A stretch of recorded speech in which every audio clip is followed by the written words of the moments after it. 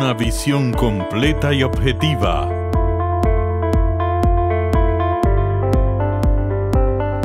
Del acontecer mundial.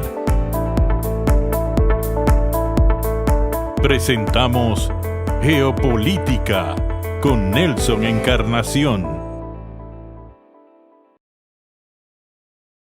Buenos días, amigos y amigas. Bienvenidos a esta entrega del día de hoy de Geopolítica. Aquí estamos como todas las semanas para compartir con ustedes los temas más relevantes del país y del mundo y la participación de nuestros apreciados invitados.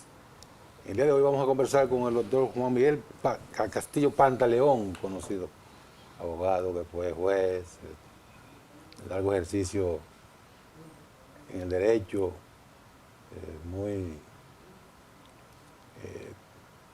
exponente de la cuestión de la nacionalidad, de la soberanía del país, todos estos temas relevantes que son de interés para cada uno de los dominicanos, porque se trata de nuestra nacionalidad. Hablamos en un ratito con el doctor Castillo Pantaleón sobre ese tema y otros temas también que son de su dominio. Esta semana, como siempre, en las últimas semanas, el mundo está dominado por la irrupción, que se puede llamar, el primer mes de la administración del presidente de los Estados Unidos, Donald Trump, y todo lo que ha significado sus políticas migratorias, de aranceles, geopolítica, etcétera, etcétera. Y el tema que domina los últimos días de la semana fue la conversación que mantuvieron el presidente Trump y el presidente Putin en procura de que se ponga fin al conflicto bélico entre Rusia y Ucrania. Las próximas semanas van a definir cuál va a ser la dinámica de esa conversación y el posible desenlace de todo lo que vayan a implementar producto de esa conversación los mandatarios de Rusia y los Estados Unidos, y dejando del lado a la Unión Europea, que se están quejando porque el presidente Trump no los está tomando en cuenta, los líderes europeos, pero ellos labraron ese destino por quedarse dependiente de las decisiones de los Estados Unidos, y ahora son elementos prescindibles para la solución del problema de Ucrania. Venimos en un ratito con el doctor Castillo Pantaleón, pero antes el comentario, después de la pausa, de Leandro Campos.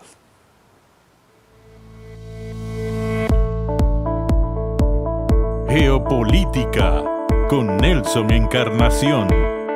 En breve, volvemos.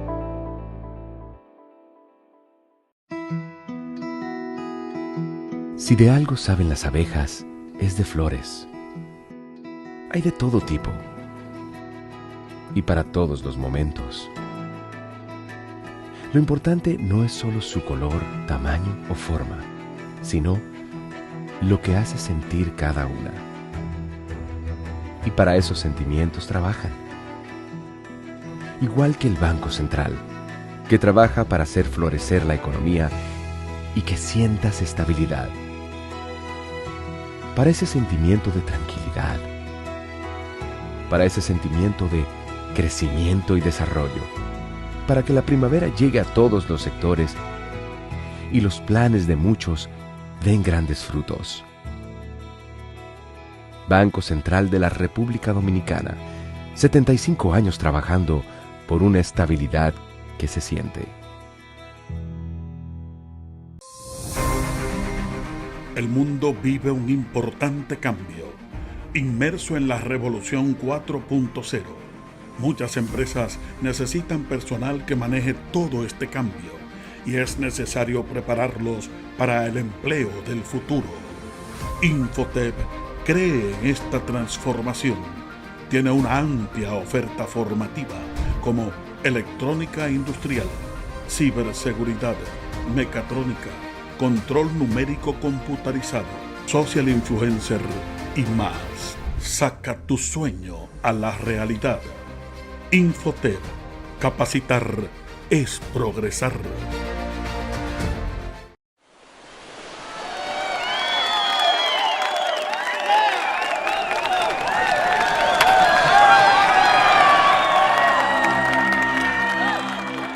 Hemos dado tantos pasos, hemos hecho sueños realidad.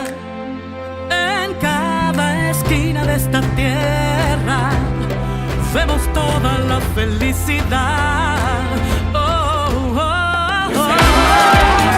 Siempre le damos para allá. Equipo que no se rinde, gente buena que da más. En Banreservas ponemos el corazón en el crecimiento de nuestro deporte, comprometidos en todo momento y ocasión en ser el banco de todos los dominicanos.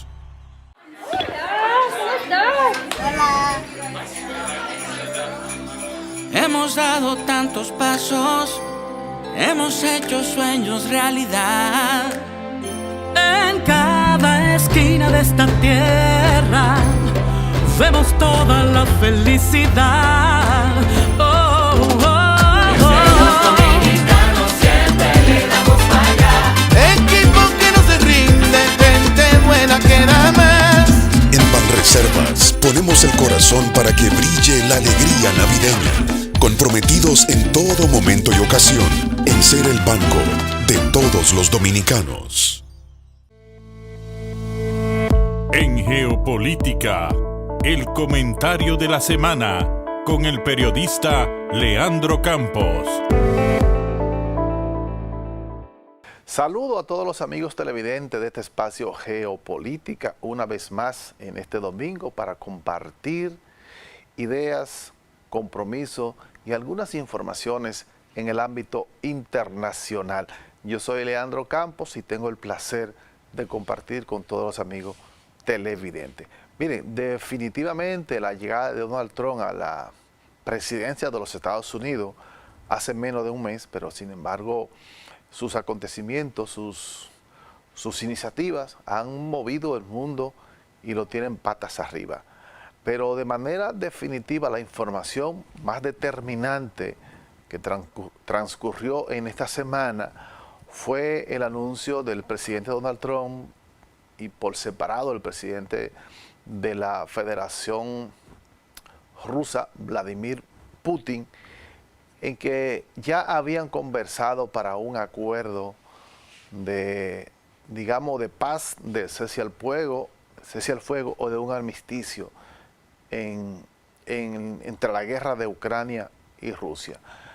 El mundo estaba a la expectativa porque Trump había anunciado que terminaría con la guerra de Rusia-Ucrania si alcanzaba la presidencia, y en efecto la alcanzó, y como parte de un compromiso de su campaña ya ha anunciado las primeras iniciativas para llevar a cabo esa propuesta. Nos parece bastante interesante que de manera unilateral, sin involucrar al principal actor, en ese caso, digamos, contrario a Rusia, que lo es Ucrania y Volodymyr Zelensky, tanto el ministro de Defensa de los Estados Unidos como Donald Trump han planteado de manera determinante la necesidad de acabar con esa guerra. No olvidemos que Zelensky fue puesto y protegido por el gobierno de Joe Biden de los Estados Unidos, que por demás se le fue acusado de tener algunos negocios importantes allá en Ucrania, de manera familiar con el hijo de Joe Biden, Hunter Biden, que fue incluso condenado e indultado por su propio padre en los Estados Unidos. Un hecho vergonzoso. Y Trump tenía su espinita con la familia Biden en Ucrania. Y al fin ya ha anunciado la primera parte de lo que sería un acuerdo para de manera ir desescalando el conflicto que ya lleva más de 2 años y que ahora en febrero cumpleaños, el 23 de febrero cumple 3 años, y que ha traído consecuencias extraordinarias, dolorosas tanto para Rusia como para Ucrania, pero mucho más para Ucrania, que es un país con francas debilidades frente a Rusia. Pero era de conocerse que Rusia no iba a aceptar ni la incorporación de Ucrania a la OTAN, y mucho menos permitir que la OTAN se acercara a la frontera con Rusia, a quien considera digamos, un archirrival en la geopolítica en materia internacional. Pero, ¿qué lecturas le sacamos a este acontecimiento? Primero, el hecho de que lo haga los Estados Unidos de manera unilateral, Donald Trump, con Putin, uno de los que están en el conflicto, sin que la parte involucrada, llámese Volodymyr Zelensky, presidente, si podemos llamarlo así, de Ucrania, deja mucho que decir. Evidentemente, como decía Rusia, esa guerra no era con Ucrania, sino con Estados Unidos, y que usaba de instrumento, digamos, de carnada a los ucranianos. Pero aún peor, los aliados fundamentales de los Estados Unidos en Europa, llámese los países que representan la OTAN, sí, la Alianza del Atlántico Norte, quedó claro que la OTAN representa los intereses de los Estados Unidos en Europa, no los intereses de Europa. Y Europa, digamos Alemania, Francia, Inglaterra, España y Europa Central, Suiza, Finlandia y toda la Europa del Este también, que son parte de la OTAN, han quedado en un estado de indefensión y además muy mal parados. ¿Por qué? Porque ahora sus intereses no están representados por nadie, porque Estados Unidos, que es el dueño de la OTAN, ha decidido no seguir con la guerra frente a Rusia. Y entonces, ¿en qué quedan parados los países de Europa? ¿Qué mal papel han jugado? Y pienso que en este escenario son los que quedan peor parados, porque no apostaron al interés de sus países, sino al interés de un país que se impone en esa lucha geopolítica en Europa. Lamentablemente, es bueno que haya un acuerdo de paz, que caminemos hacia allá. Es bueno que la razón por la cual motivó una confrontación que viene desde el 2014 con la no intervención de Rusia en ese país, pero que sin embargo la amenaza de Ucrania de incorporarse a la OTAN provocó una alerta altamente preocupante para Rusia, y por eso decidió hacer lo que se llamó esta operación especial en el 2022, pero que viene desde meses anteriores. Así que nosotros vemos positivo el acuerdo de los Estados Unidos con Rusia, o más bien de Donald Trump con Vladimir Putin, y mucho más me alegra para que los europeos tengan identidad propia y puedan forjar intereses en sus propios países y no vivir a la sombra de otro país. Ojalá que le mueva a la simiente de esos países y que aspiren a tener un estado de seguridad para sus propios intereses, no para los intereses de Estados Unidos. Y además pone en evidencia la visión, digamos, segregadora, unilateral y de poco respeto de Donald Trump frente a aliados importantes, incluyendo en Europa.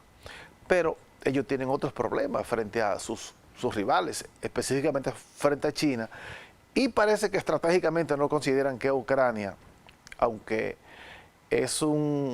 tiene territorios importantes, incluso yacimientos de tierras raras que los Estados Unidos aspiran a explotar, sin embargo creen que hay otros escenarios mucho más complicados, que podrían complicarse mucho más y que merecen mayor la atención de los Estados Unidos. Doy una vuelta y sigo en el mundo, y voy a hacer una parada ahora en Ecuador, porque el pasado domingo, el día 9, hace 8 días, se celebraron elecciones que ya habían sido adelantadas hace año y medio. Es decir, el presidente Daniel Noboa solamente fue elegido hace año y medio para para ese periodo y ahora debía en 2025, como en efecto, se han celebrado elecciones. Esas elecciones se dan en un momento bastante complejo en que el país sigue pasando por una crisis, por múltiples crisis que acogota a ese país. Es decir, estamos frente a una crisis económica de muy largo, de periodo muy largo y de agudas para ese país, pero además hay una crisis en materia de seguridad, la cual se constituye en una parte determinante para ese país. Y entonces este proceso electoral llevó a que el correísmo, encabezado por Luisa González, digamos que le hizo frente al gobierno de Daniel Noboa al punto que quedaron 44-44. Y dicen la gente de Correa y de Luisa González que ellos ganaron la primera vuelta. La segunda vuelta tendrá efecto el 13 de abril, en la que todos los latinoamericanos y los que nos interesamos por la geopolítica y por la política en sentido general, le estaremos dando seguimiento para ver qué pasará ese día. Ahí fueron candidatos 16 personas, pero solamente, digamos, 4 llegaron a tener votos importantes. Los 2 que sacaron 44, el presidente Daniel Noboa, que aspira a ser reelecto, y la representante del correísmo, Luisa González, que aspira a sustituir a Daniel Noboa. Pero además tenemos a Yacucho Isu, es un indígena que antes era del grupo, digamos, de la izquierda, y que ha marcado distancia ya del gobierno y está negociando con la oposición. Y la otra es Luisa, otra que se llama Luisa, digo apellido González, pero que no es Luisa, que sacó un 2% y Isu sacó casi un 6%. De verdad que el balotaje en Ecuador será de mucha importancia para el desarrollo y para el futuro de ese país, y también reviste importancia para todos los latinoamericanos que nos involucramos en esos procesos, y para el estudio de geopolítica. Desde acá, nuestro mayor deseo es que ese pueblo se pueda encarrilar por senderos distintos al que ha venido transcurriendo en los últimos años. Yo soy Leandro Campos y para mí ha sido un enorme placer compartir esta vuelta al mundo, otro capítulo en geopolítica. Y será hasta el próximo domingo cuando estaremos de nuevo en otro escenario compartiendo temas importantes para todos ustedes. Así que pasen muy buenos días. En Geopolítica, la entrevista, un diálogo franco para crear opinión. Doctor, bienvenido. Muy honrado por tu invitación. Gracias por invitarme. No, para mí, me he dado seguimiento en otros medios que usted ha participado y generalmente estoy de acuerdo con sus... Tampoco me alegra eso. No siempre. Óyeme, no siempre. Nada es absolutamente como uno quiere, porque cada persona tiene su individualidad, así que... Pero en materia de la defensa de la soberanía, yo estoy de acuerdo con su planteamiento. Eso nos une a todos. Nos une a todos, ahí no hay ideología, o no debería haber ideología, pero... Puede haber matices. Siempre hay matices. Claro. Siempre hay matices. Entonces... Obviamente, nosotros tenemos que comenzar por un tema que parece que no debería estar formando parte del debate. Y me refiero a la construcción de la verja perimetral. Nos enteramos ahora con el ministro de Defensa que estuvo haciendo un recorrido por la zona, que la construcción se va a reanudar. Pensábamos que estaba trabajando, que se va a reanudar dentro de 4 o 5 meses.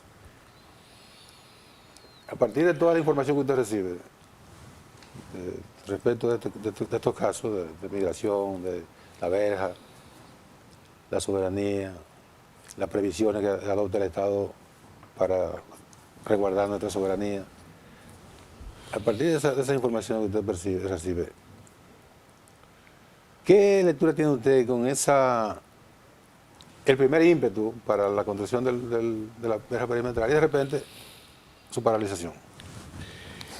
Bueno, ya este gobierno lleva 6 meses, va para 6 meses de su segundo mandato. Desde el inicio, yo estando vinculado académicamente y en cierto activismo con las causas nacionalistas,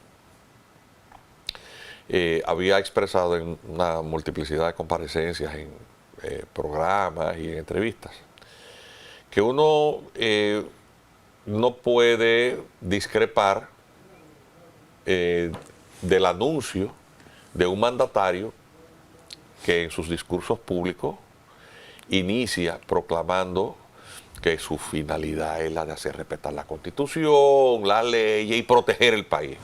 Hombre, es el presidente. Y dice, bueno, vamos a construir un muro perimetral. Todo, el que diga que esté en desacuerdo con eso, que se revise. Sí. Porque no anda bien. Por las razones que sea, pero no anda bien. Eso es algo que todo el mundo celebró. Pero al final de cuentas lo importante no es lo que tú dices que tú quieres hacer o cuáles son tus propósitos, sino que se haga. Uno debe atender, por lo tanto, a los políticos, y más aún en aquellos que alcanzan posiciones públicas, a lo que hacen, no a lo que dicen. ¿Por qué? Porque el tema de la política ha hecho de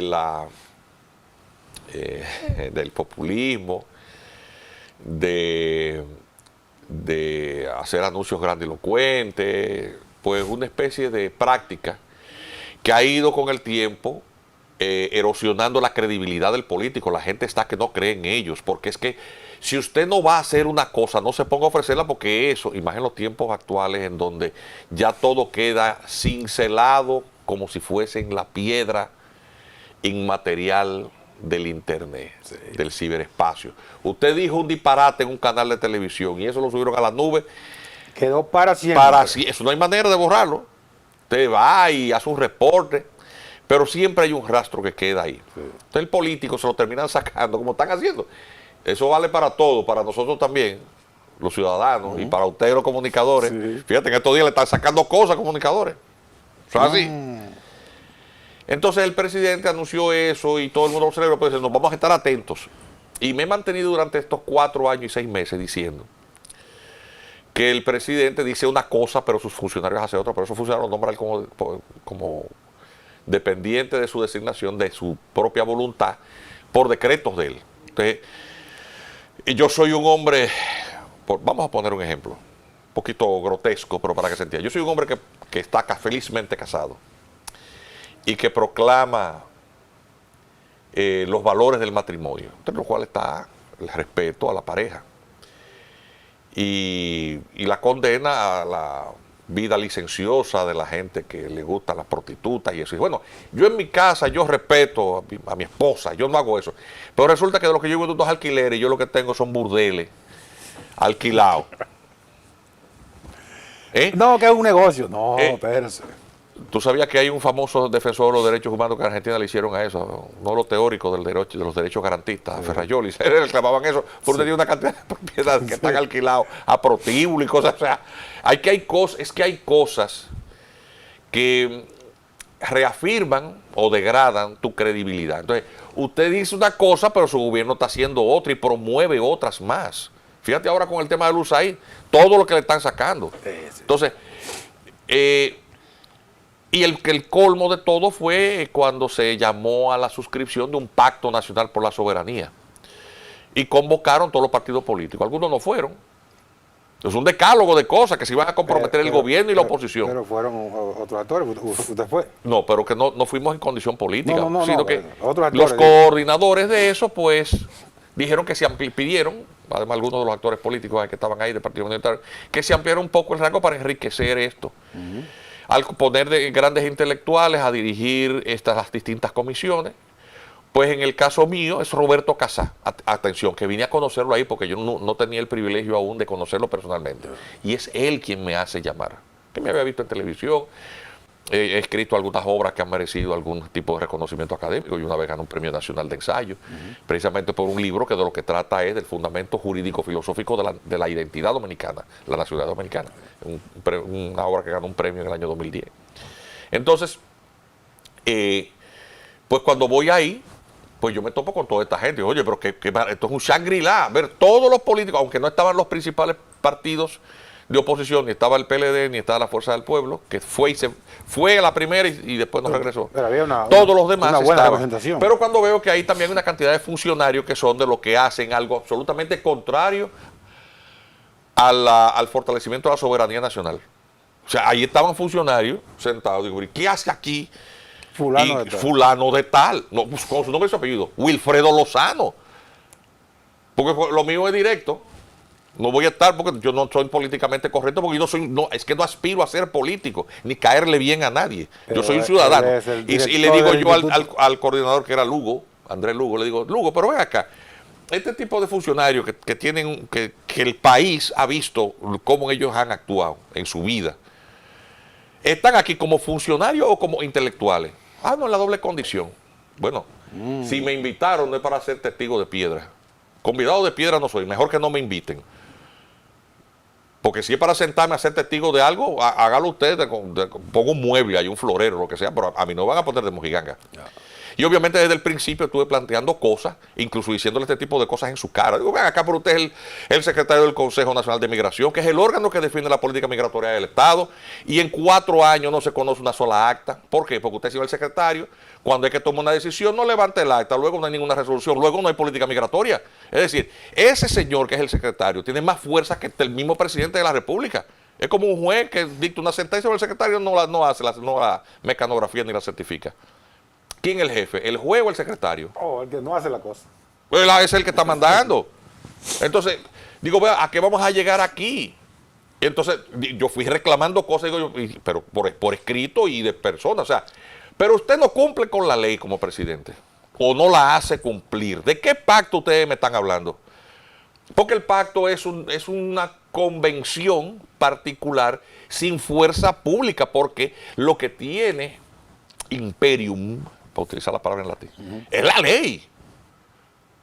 Eso es lo que es vinculante y obligatorio para toda la sociedad, es lo que tiene fuerza jurídica. Pero un pacto, eso es una cosa que nosotros firmamos aquí, es una declaración de intenciones. Voluntario. Yo voy ahora a declarar que tengo la intención de cumplir con una obligación que se me impone por ley. No. Pero la suscripción misma es una contradicción y por lo tanto la concurrencia a una farsa. Porque yo doy como bueno y válido que ese acto de irresponsabilidad y de incumplimiento de la ley, que es tu obligación como funcionario, yo lo estoy validando como algo bueno. No debe ser, debe ser. Usted primero cumple con la ley y después firmame lo que usted quiera. Pero de por lo menos una muestra una muestra de buena voluntad. Hay cosas que simplemente se pueden resolviendo por decreto. Necesitan un pacto. Sí, obligación, no buena voluntad. Y efectivamente, cuando finalmente y en el pacto se pusieron muchísimas cosas que eran propósito, con lo que todo el mundo estaba de acuerdo, pero sin fuerza ejecutoria, pero además que no tenían que esperar un pacto para uno ver buena fe. Y dije, no, pero hay que hacer reservas. Si a mí no me permiten hacer reservas, no me van a poner a decir el doctor Castillo Pantaleón o José Pérez, el que fuera, porque no es un tema de vanidad personal. El que le diga que usted para concurrir a un asunto tiene que ser convidado a ponerse de mojiganga y firme ahí y después hablamos, no. Pero esa persona no se respeta. No. Entonces, ¿qué yo dije? Bueno, si eso es así, yo eso no lo voy, la única persona que no quiso firmar. Bueno, yo me he topado con gente que dice que el malo soy yo por eso. Sí, pero hubo uno, y al final de cuentas, ¿qué fue lo que yo observé? Que hay gente que firmó de muy buena fe.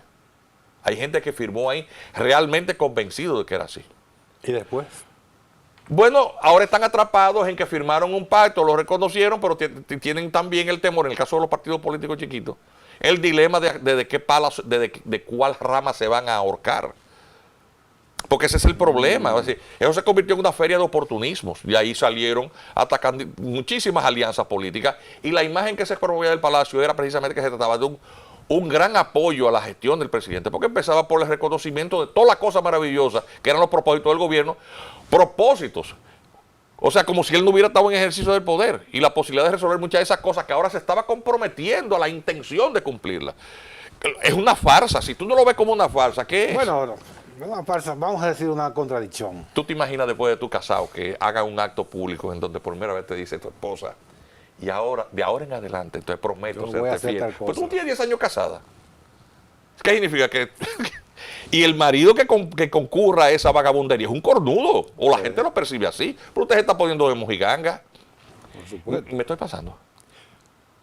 Bueno, entró a un terreno medio movedizo. Yo estoy diciendo una cosa que es así.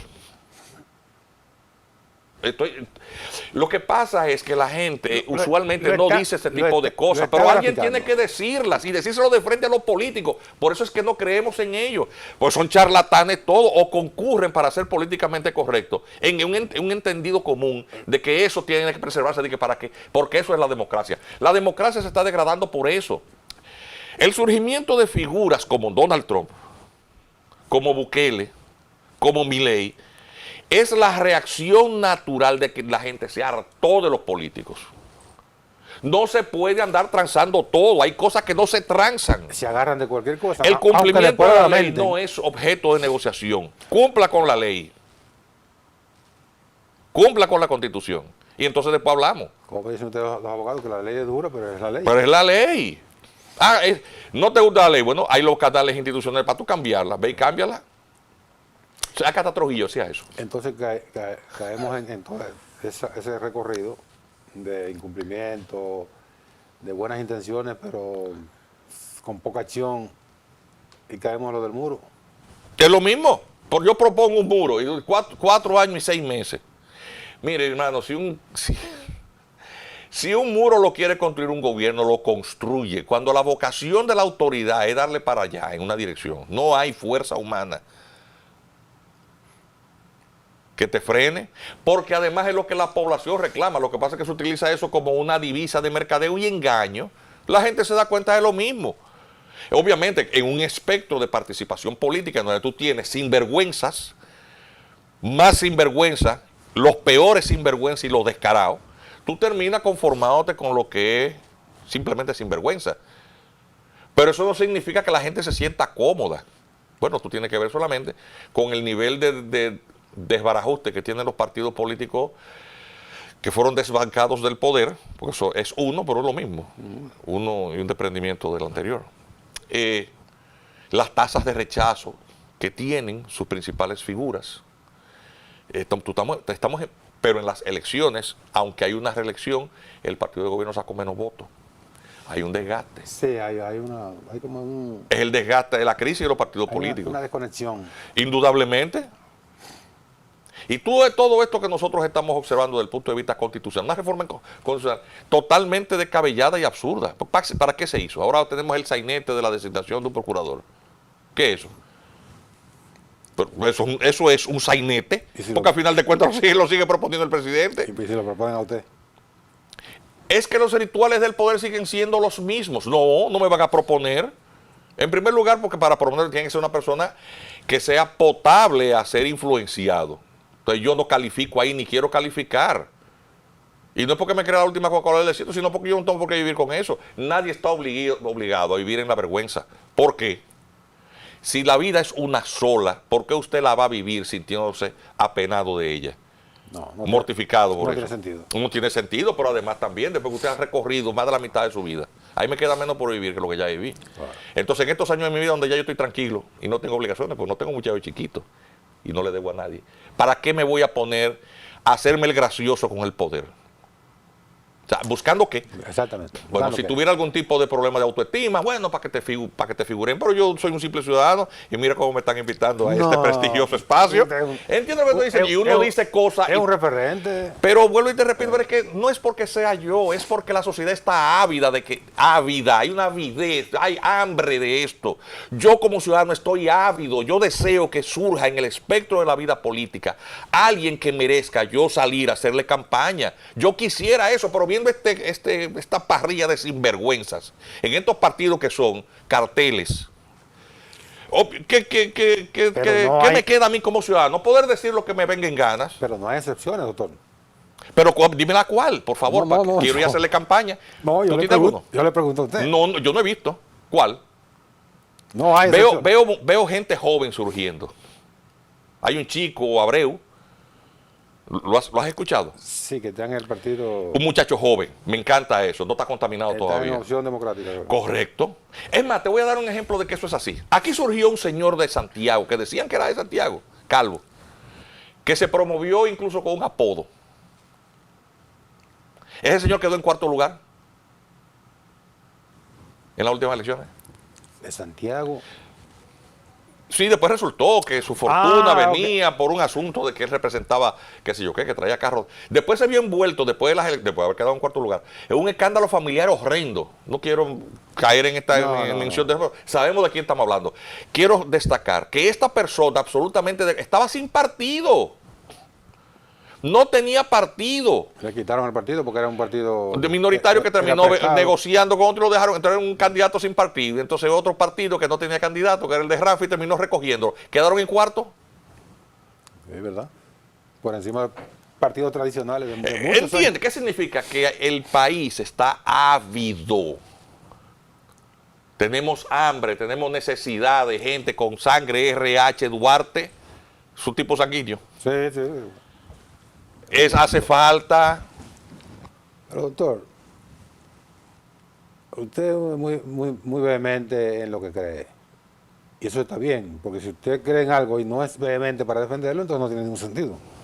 Usted es muy vehemente en lo que cree. Pero no le reconoce nada. ¿Pero cuál es? En materia de política migratoria frente a Haití. ¿Usted no le reconoce nada al gobierno? Es que, atención, ¿quién dirige la política migratoria e internacional del Estado? El presidente. Ok, te nombra un hombre como Lee Ballester, un guardia que es... Guardia. Guardia, el hombre está haciendo todo lo que puede. Pero entonces, tú lo pones con una cubetica al lado del mar. Mira, todo eso de mar que tú ves ahí, todos esos son los migrantes ilegales. Vamos a vaciar, con esta cucharita vamos y esta a vaciar cubeta. el mar. Y entonces, no solamente el mar, del otro lado tú tienes una llave abierta. Ves sacando ahí agua. Realmente el gobierno se cree que engaña a alguien con eso. A mí me da pena ese señor. No lo conozco. Tengo la mejor opinión de él. Sí. Tenemos conocidos mutuos y me han hablado de esta persona. Felicitaciones por lo que usted está haciendo. Que yo no soy muy dado a los halagos porque la gente cree entonces que uno anda en otra cosa. Uno reconoce, el hombre está poniendo el esfuerzo, pero está botando. Voy a decir una palabra común para la gente. El hombre está botando el bofe en eso. Los pulmones lo está botando. Pero no puede porque... ¿Pero qué es lo que pasa? Porque el Consejo de Migración no funciona, porque mantienen en la posición. Pero ustedes tienen ministros abogando porque se abra. Pero el Consejo de Migración es un organismo deliberativo. No es deliberativo. Que refrenda una política. ¿Es un organismo ejecutivo? Claro que sí. Porque las resoluciones del Consejo Nacional de Migración son obligatorias y vinculantes para todas las dependencias del Estado.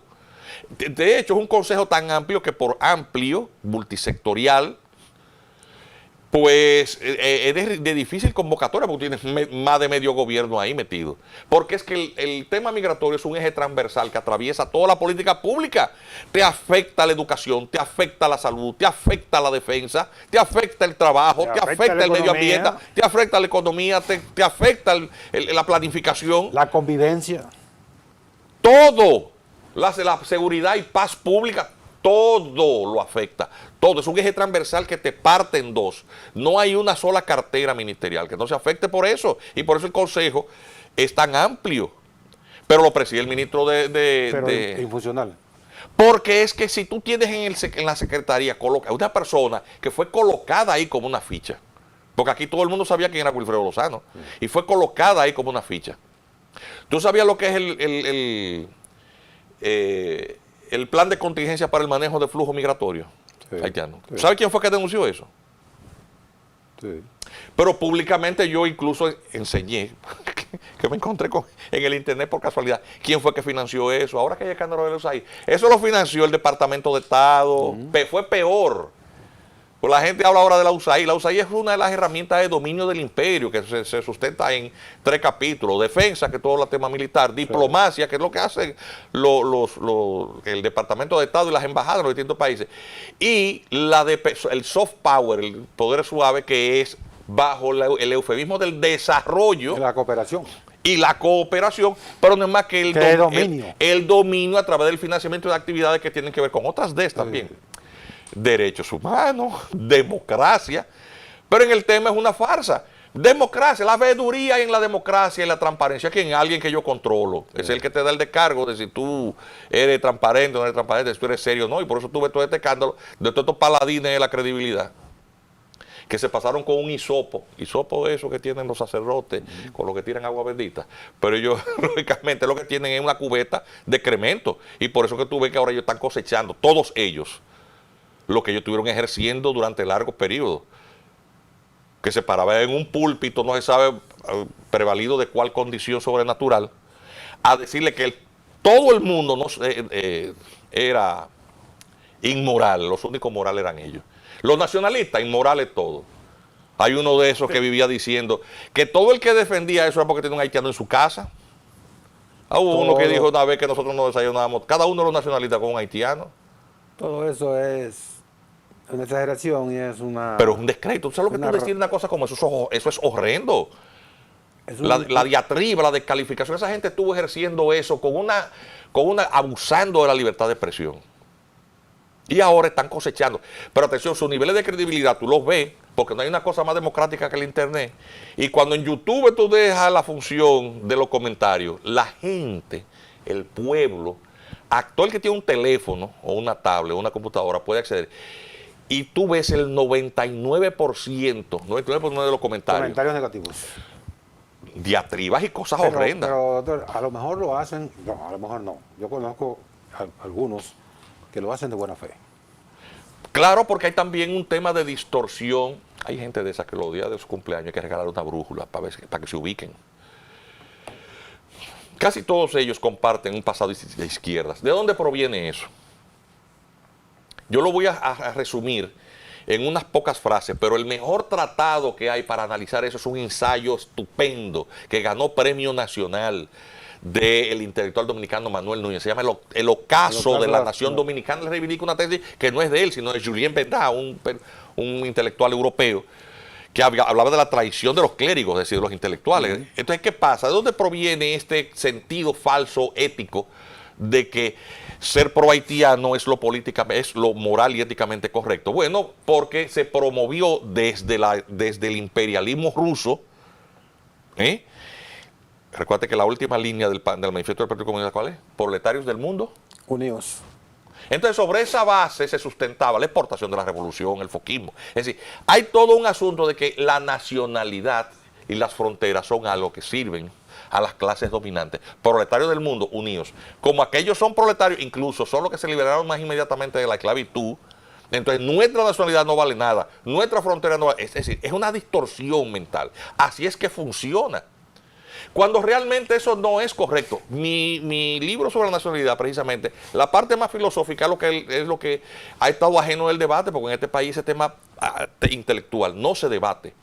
Es el valor ético-moral de la defensa a esos valores, de la protección a la identidad, a la propia nación, porque el sentimiento de lealtad es necesario para que funcione armónicamente la sociedad. Aquellas sociedades donde no se genera lealtad a un credo de valores esenciales son aquellas que son las sociedades más débiles y más fácilmente manipulables. Son incluso fáciles de disolver. Claro. Todo este wokismo, eso es lo que procuraba. Fijémonos que todos ellos están vinculados a las izquierdas. Es una ecuación simple, usted se da cuenta. Obviamente yo pudiera dar una explicación más libresca, citando gente, libros, pero cuando uno tiene el privilegio de venir a estos canales de televisión, programas que se ven mucho como el tuyo, uno tiene que, desde el punto de vista intelectual, uno tiene que agarrar eso, volverlo una papilla, que la gente lo entienda, porque ese es el papel del intelectual. Correcto. Y del teórico. No es encaramarse en una torre de marfil para ser objeto de adoración o de cita. No. Es educar a la población. Ese es mi rol, es el que yo he entendido. Por lo tanto, siempre tengo que ser intransigente y siempre tengo que ser alguien que aporte cosas. Y cuando me han llamado, atención, en cualquier gobierno, a ayudar, aquí nadie me puede sacar un cheque. A veces he hecho trabajos profesionales que son de pago con pago simbólico.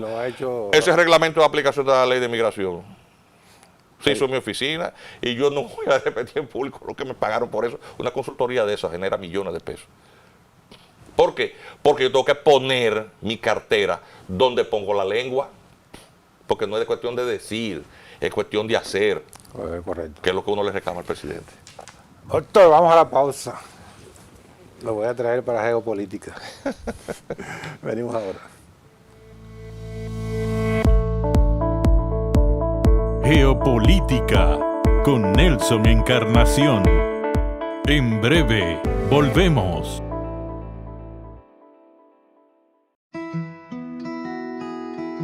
Si de algo saben las abejas, es de flores. Hay de todo tipo y para todos los momentos. Lo importante no es solo su color, tamaño o forma, sino lo que hace sentir cada una. Y para esos sentimientos trabajan. Igual que el Banco Central, que trabaja para hacer florecer la economía y que sientas estabilidad. Para ese sentimiento de tranquilidad, para ese sentimiento de crecimiento y desarrollo, para que la primavera llegue a todos los sectores y los planes de muchos den grandes frutos. Banco Central de la República Dominicana, 75 años trabajando por una estabilidad que se siente.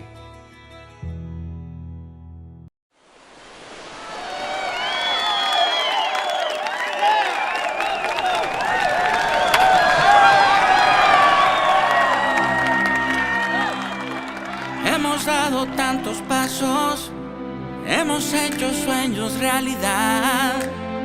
En cada esquina de esta tierra vemos toda la felicidad. Oh, oh, oh.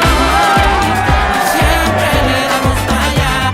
Equipo que no se rinde, gente buena que da más. En Banreservas ponemos el corazón en el crecimiento de nuestro deporte, comprometidos en todo momento y ocasión en ser el banco de todos los dominicanos.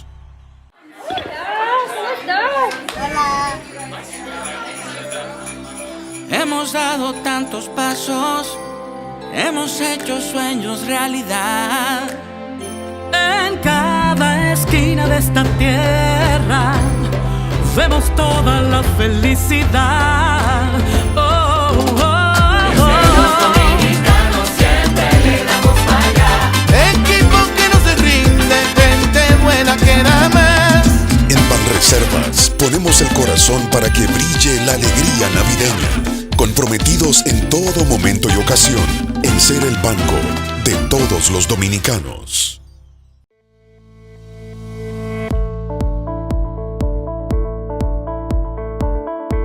Estás viendo Geopolítica con Nelson Encarnación. Doctor, además de la geopolítica dominicana, que tiene que ver con la defensa de la soberanía, tiene que ver con las relaciones con Haití, tiene que ver con las relaciones con Estados Unidos, está la geopolítica mundial. Así es. Que tiene un impacto que no se puede, ni siquiera hay que explicarlo, porque eso se cae, como decimos, cae por su peso. Entonces la geopolítica mundial está influida ahora mismo por las expectativas sobre la guerra de Ucrania. La guerra de Ucrania es geográficamente lejana, pero la interrelación la hace cercana. A todos nos ha afectado de alguna manera el conflicto bélico. Esa llamada de Trump, esa conversación del presidente Trump con el presidente Putin, parecería que caminaría hacia una solución de un problema que muchos dicen que no debió ocurrir, incluyendo el propio presidente Donald Trump, y que usted tiene una visión también clara sobre eso, de por qué ocurrió la guerra y hacia dónde puede caminar el laborantismo para terminar con eso. No está pasando nada que el presidente Trump no hubiera expresado como propósito de poder regresar al poder. No está pasando nada que él no hubiera anunciado. Aquí nadie va a sorprenderse. Lo menos conocido sobre menos conocido porque es menos comentado, hay todo un tema de dominio de la información que es objeto de la manipulación o propaganda de los intereses que controlan esos medios que están al servicio de quienes pagan.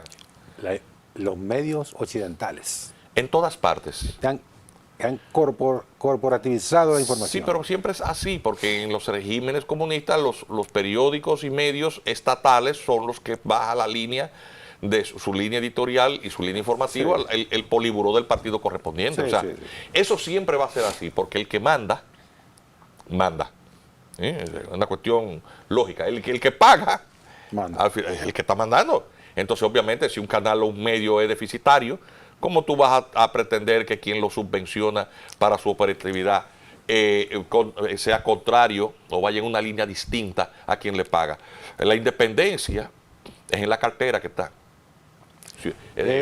Atención, y en los medios de comunicación más difícil aún, porque el medio de comunicación necesita cubrir una cantidad de gastos operativos que es enorme. Es una empresa. Porque es un negocio. Obviamente eso ha cambiado un poco con el tema de las redes sociales y el acceso libre y universal al espectro radioeléctrico, cibernético, un canal de YouTube. Al ecosistema de las redes sociales. Sí, así es. A ver, que hay programas de esos canales de YouTube que generan más views y más penetración en la población. Y más monetización. Indudablemente, no, y más independencia de parte de sus manejadores. Entonces, ese es el cambio que ha habido. Pero entonces, ¿qué ocurre? La guerra de Ucrania no ha sido lo suficientemente informado o clarificado ante la población occidental de que fue una guerra inducida, porque Ucrania era parte de la URSS, Unión de Repúblicas Socialistas Soviéticas, era un bloque imperial, vamos a llamarlo de alguna manera, en la que del cual formaban parte una gran cantidad de los territorios dominados por el Imperio Soviético, que colapsó luego de la Primera Guerra Mundial. En la Primera Guerra Mundial colapsaron varios imperios, el austrohúngaro, el ruso, el chino, el turco, todos esos imperios se desvanecieron. Y entonces algunos de estas naciones que tenían cientos de años bajo una hegemonía, pues terminaron fragmentándose en una cantidad de países. Los del que estaban bajo el imperio turco son una gran cantidad de países que están en el Medio Oriente.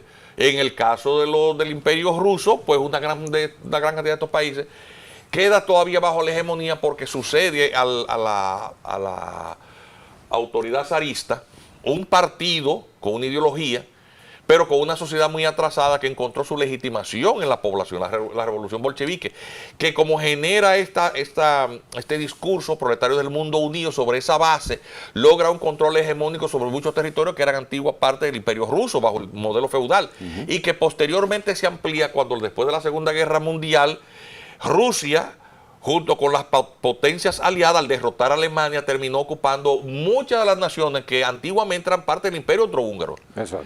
Y obviamente ese se mantiene hegemónicamente y muy férreamente controlado por regímenes satélites, y por eso es una unión de repúblicas. Ucrania es parte de eso. Sí.